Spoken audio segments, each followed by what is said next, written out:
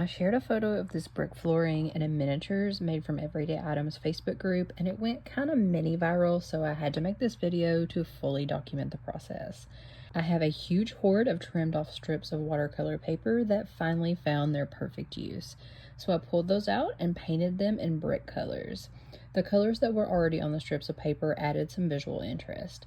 Next, I cut them down into brick shapes. I even rounded the corners on all of them. Now, that was a very time-consuming process that took nearly an entire Saturday while I was binge watching a show with my husband, so we'll just skip to the finished bricks. Next, it was time to apply them to the floor.